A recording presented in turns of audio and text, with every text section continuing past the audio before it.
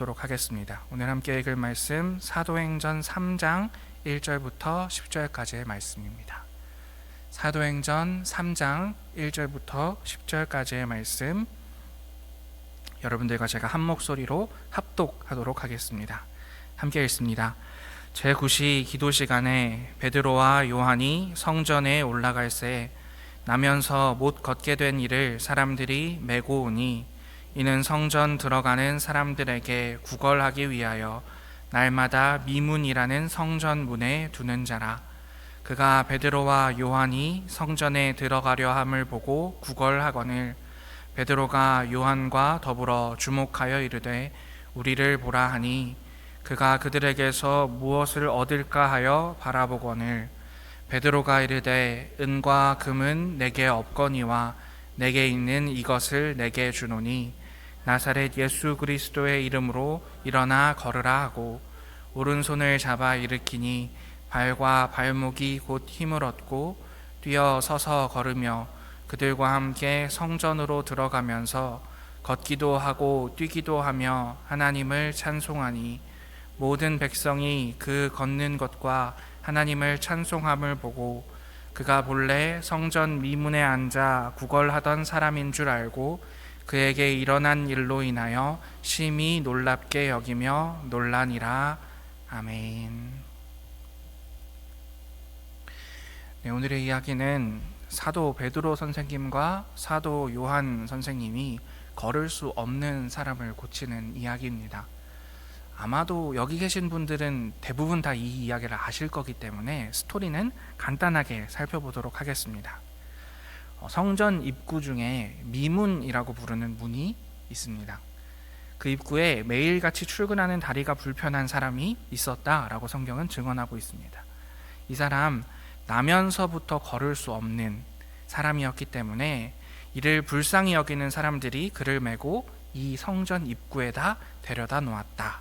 그 목적은 구걸하기 위함이었다라고 성경은 이야기합니다. 유대인들의 시간으로 제9시가 되면 사람들은 성전에 나와서 기도를 했습니다. 그래서 그 시간인 제9시가 되자 예수님의 제자 사도인 베드로와 요한이 성전으로 들어가고 있었습니다. 그러자 베드로와 요한이 성전에 들어가려 함을 본 그 장애인이 베드로와 요한에게 구걸합니다. 베드로가 가던 걸음을 멈추고 그에게 나를 좀 보라 라고 말합니다. 아마도 이 사람에게 거절이라는 것은 너무 당연한 것이었겠죠. 그 성전으로 들어가는 수많은 사람들에게 저를 좀 도와주십시오, 저를 좀 도와주십시오 라고 이야기할 때마다 아마도 대부분의 사람들은 그를 무시하고 지나치기가 일쑤였을 것입니다. 그런데 어느 사람, 그 자리에 멈추어 서서 자신을 바라보면서 나를 좀 보시오 라고 이야기하는 겁니다. 자신의 말을 듣고 걸음을 멈추고 말도 걸어주다니 돈을 좀 얻을 수 있겠다 싶었을지 모르겠습니다. 그런데 베드로의 입에서 전혀 그가 예상하지 못한, 전혀 상상하지 못한 이야기가 나옵니다. 6절 말씀 한 번 더 함께 읽어보겠습니다. 베드로가 이르되 은과 금은 내게 없거니와 내게 있는 이것을 내게 주노니 나사렛 예수 그리스도의 이름으로 일어나 걸으라 하고 아멘. 베드로 선생님 이렇게 이야기합니다. 나는 돈은 없어요. 당신에게 줄 수 있는 은과 금은 저한테 없습니다. 하지만 저는 예수라는 분을 믿는 사람입니다. 그래서 당신에게 예수 그리스도의 능력을 주겠습니다. 그러니 내 손을 잡고 일어나십시오 라고 이야기합니다. 여러분이 평생을 어떤 곳에 앉아서 사람들에게 구걸하고 있던 사람이라고 생각해 봅시다.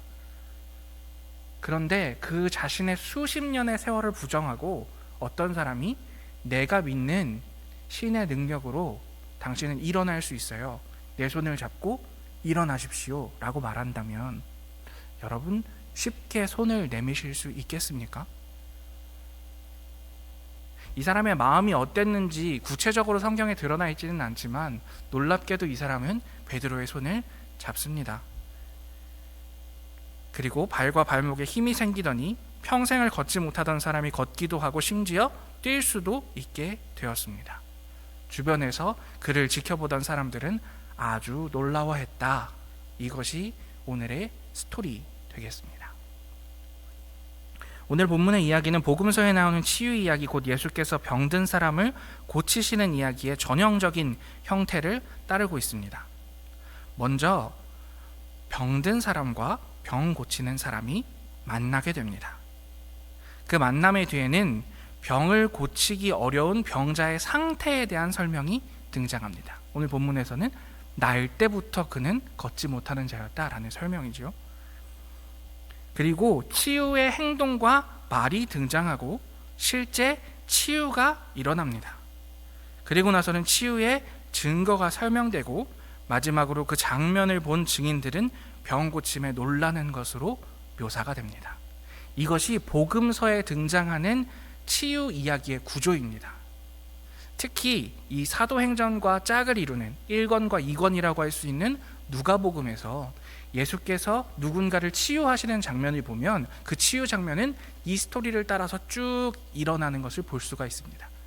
그런데 오늘 사도행전에서 예수님이 아닌 베드로 선생님이 병을 고치고 있는데 예수님께서 병을 치유하시는 이야기의 구조와 같은 구조로 이야기가 진행되고 있다. 누가 공동체가 이 틀에 박힌 형식의 이야기를 사용한 것은 사도들이 한 일과 예수께서 하신 일 사이에 연속성을 보여주기 위함입니다. 이 사도들이 예수님께서 하신 것처럼, 그것보다 더 중요한 것은 이 사도들이 본인의 능력이 아니라 예수님께서 보여주신 그 능력으로 사람들을 고쳤다라는 것을 증거하고 있는 것이죠. 이 구조뿐만이 아니라 이 이야기의 위치에도 흥미로운 지점이 있습니다. 이 구절은 사도행전 2장에 등장하는 성령 강림절 이야기 이후의 첫 장면입니다. 성령 강림절에 무슨 일이 있었습니까? 사람들은 마가의 다락방에 모여 있었습니다. 그곳에서 사람들이 기도를 하고 있는데 그곳에 성령께서 임하셨고 각기 다른 방언으로 기도하게 되었고 그곳에 성령께서 불같은 모습으로 임하셨다라는 것이 사도행전 2장에 등장하고 있는 내용입니다. 이 내용이 있고 나서 이 뜨거운 열정의 예배, 이 뜨거운 기도회 현장이 끝나고 나서 가장 먼저 나오는 장면이 무엇이냐면 오늘 나오는 본문이라는 겁니다. 하나님의 영, 성령께서 그리스도인들과 함께 하신다는 사실을 알게 된 그 사건 바로 다음 장면이 사도들이 병든 사람을 고치는 장면이다. 그렇기 때문에 우리는 자연스럽게 이 이야기를 성령께서 함께 하시니 능력이 나타나는 이야기로 생각하기 쉽습니다. 하지만 그런 연결은 성령께서 능력 주시는 분이라는 시각으로만 생각하기 때문일 수 있기 때문에 우리는 조금 다른 시각을 가져보아야 합니다. 먼저 살펴볼 것은 걷지 못하는 사람이 있었던 장소입니다. 우리 3장 1절과 2절 함께 읽어보겠습니다. 제9시 기도 시간에 베드로와 요한이 성전에 올라갈새 나면서 못 걷게 된 이를 사람들이 메고 오니 이는 성전 들어가는 사람들에게 구걸하기 위하여 날마다 미문이라는 성전 문에 두는 자라. 아멘. 다리에 장애가 있어 걷지 못하는 이 사람, 성전에 들어가는 입구에서, 그러니까 성전 바깥에서 성전 안에 들어오지 못하고 사람들에게 구걸하고 있습니다. 그리고 이것은 그 당시의 사람들에게는 너무나 상식적인 일입니다. 지금으로 생각하면 누군가 당신에게는 장애가 있기 때문에 교회에 들어올 수 없어요 라고 말하면 우리는 다 뭐 저런 사람이 다 있어 라는 눈으로 그 사람을 쳐다보겠지만 이 당시의 율법은 장애가 있는 사람은 성전에 들어오지 못하도록 이야기하고 있었습니다. 그러니 그는 예배하는 공동체, 성전의 일부로서가 아니라 공동체에게 자선을 구하는 사람으로만 성전 안이 아니라 성전 바깥에 있을 수밖에 없는 존재였다는 겁니다. 그러니 이 다리에 장애가 있어 걷지 못하는 사람, 그 사람은 유대인이 돼 유대인이 아닌 겁니다. 이스라엘 공동체이되 이스라엘 공동체가 아닌 겁니다. 왜냐하면 유대인에게 가장 중요한 것, 이스라엘 공동체에게 가장 중요한 것은 무엇입니까? 시간이 되면 그 성전에 미문을 통하여 들어가서 그곳에서 하나님께 기도하는 것, 그것이 자신이 유대인이라는, 그것이 자신이 이스라엘 사람이라는 것을 증명할 수 있는 가장 중요한 행위인데, 그 행위를 할 수 없는 사람, 그 성전 바깥에 있는 사람이 바로 이 앉아서 구걸하는 사람이었다라는 것입니다. 그런데 베드로와 요한에 의해서 치유가 일어나자, 다른 표현으로는 성령께서 그 사람과 함께 하시자 걷지 못하던 이 사람의 위치가 바뀌게 됩니다. 우리 8절 말씀입니다. 함께 읽어보겠습니다. 뛰어 서서 걸으며 그들과 함께 성전으로 들어가면서 걷기도 하고 뛰기도 하며 하나님을 찬송하니. 아멘. 이 성전 바깥에 앉아 있을 수밖에 없었던 사람, 그 사람에게 베드로와 요한이 손을 내밀어 주자. 그리고 그 손을 그 사람이 잡자. 그래서 이 마가의 다락방에서 사도들에게 임했던 성령님의 그 능력이 이 사람에게 타고 흘러 들어가자, 이 사람은 이제 일어나서 성전으로 하나님을 찬송하며 뛰어 들어갔다라고 성경은 말하고 있습니다. 여기서 한 가지 강조하고 싶은 것은, 이 성전으로 들어가는 일이 이 사람에게는 처음 있는 일이라는 것입니다.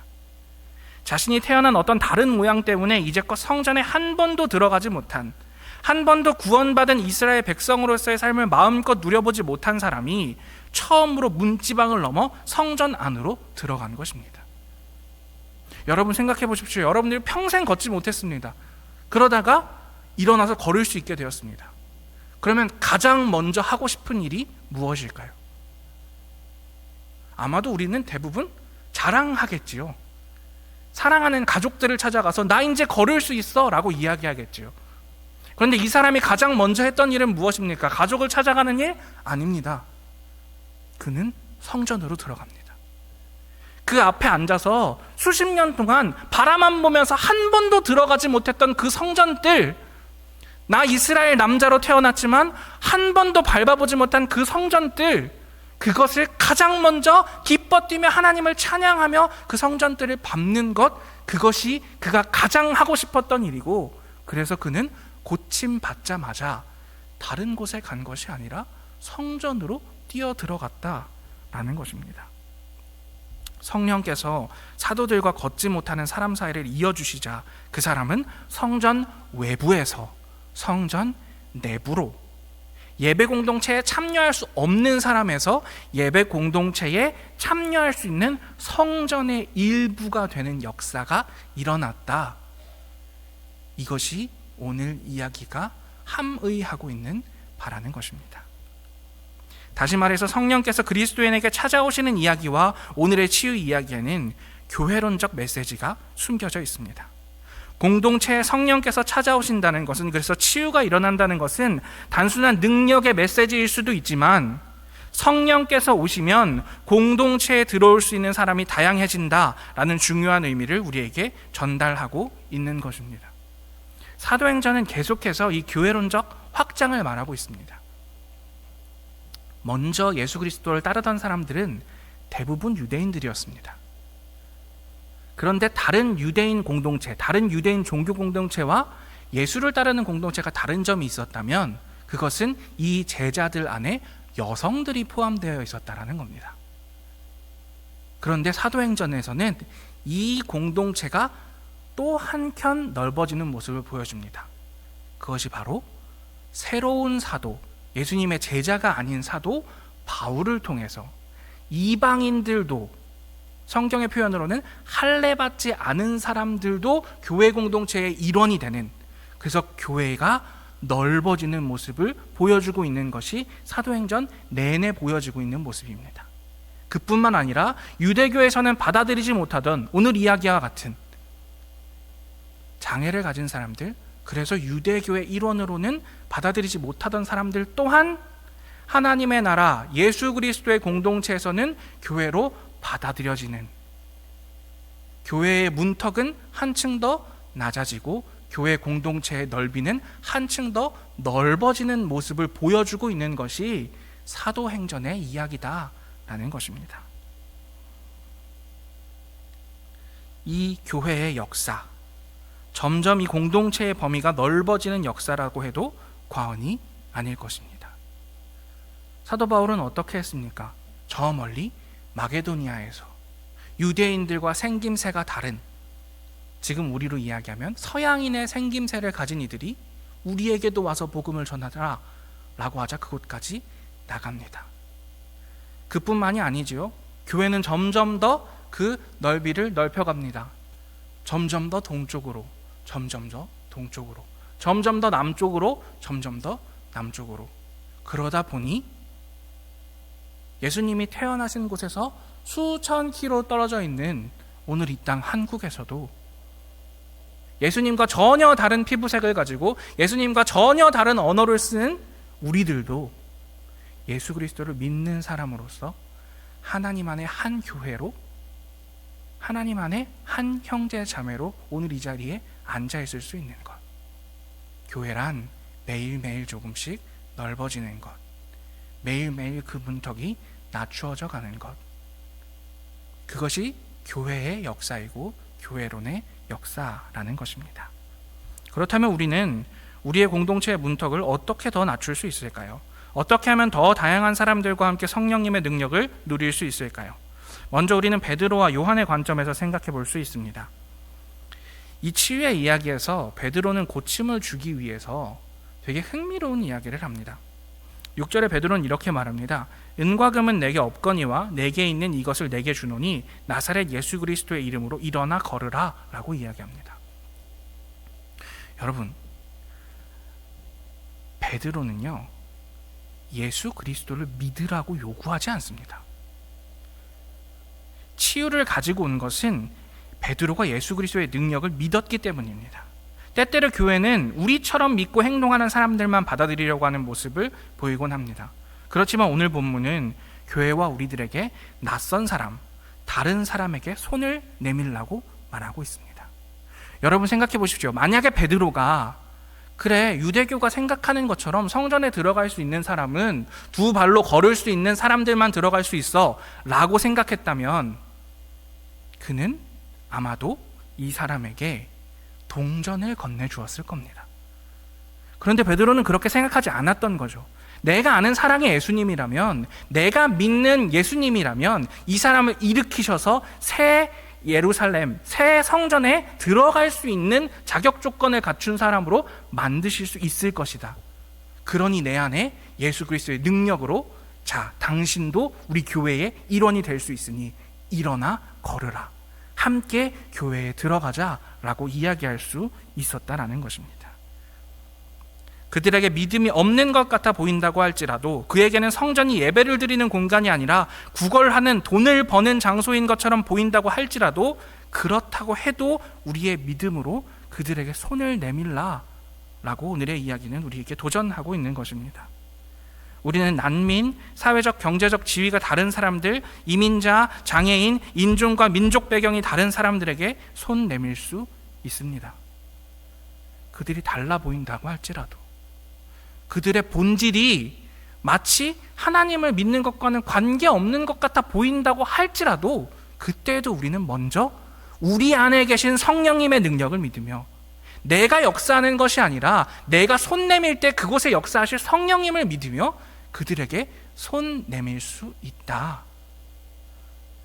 그리고 회복이 일어날 때에 이제껏 한 번도 성전에 들어가 본 적이 없는, 제대로 된 제사를 드려본 적도 없는 사람이 하나님을 찬송하는 모습을 우리는 마주하게 될 것이다 라고 오늘 이야기는 우리에게 도전하고 있는 것입니다. 2000년 전에 베드로와 요한과 함께 하신 성령께서 초기 교회에 유대인이든지 이방인이든지 상관없이 교회를 이루게 하시고 장애인이든 비장애인이든 상관없이 예배할 수 있게 하시고 어떤 언어를 가지고 있든 어떤 선호를 가지고 있든 상관없이 한 성령 안에서 교회를 이룰 수 있게 하셨던 것처럼 저는 우리 아름다운 교회에도 동일한 역사가 있었으면 좋겠습니다. 아름다운 교회는 누구든 가볼 수 있어. 아름다운 교회는 문턱이 낮아. 아름다운 교회는 누구든지 환영하는 교회야. 이런 교회가 진정한 하나님의 나라를 이루어 나가는 교회가 아닐까요? 담임 목사님께서 항상 강조하시는 말씀이 있지 않습니까? 아름다운 교회는 뷰티풀 처치가 아니다. 지역민들이 누구나 저 교회 이름을 쉽게 부를 수 있도록 지은 이름이 아름다운 교회다. 그 정신에 따라 저는 우리 교회가 그런 교회였으면 좋겠습니다. 성전 앞에서 머뭇거리는 사람이 없는 교회. 그 앞에 주저앉아 교회에 들어올 생각을 못하는 사람이 있다면, 교회에 오기를 두려워하는 사람들이 있다면 그들에게 먼저 다가가 그들을 바라보면서 금과 은은 내게 없지만 내 안에 계시는 예수 그리스도의 능력으로 우리 함께 손잡고 교회로 갑시다. 나는 당신이 보이는 태도, 당신이 가지고 있는 나와의 다름, 그걸 다 품어줄 수는 없지만 우리를 성령께서 연결시켜 주실 때에 우리는 비로소 소통할 수 있을 것입니다 라는 믿음을 가지고 그들에게 손 내밀어 주는 사람들이 모여있는 공동체.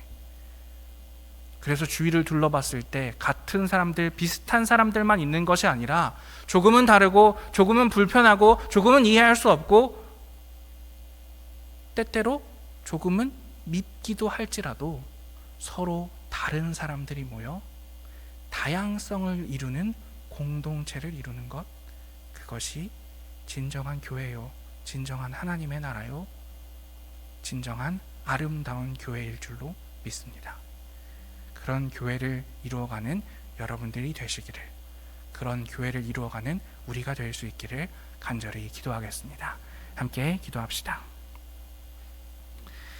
하나님, 오늘 사도 베드로 선생님과 사도 요한 선생님이 성전 미문에 앉아있던 사람에게 손 내밀고 함께 성전에 들어간 이야기를 통해 우리의 교회론에 대해, 우리의 교회됨에 대해 생각해 보게 됩니다.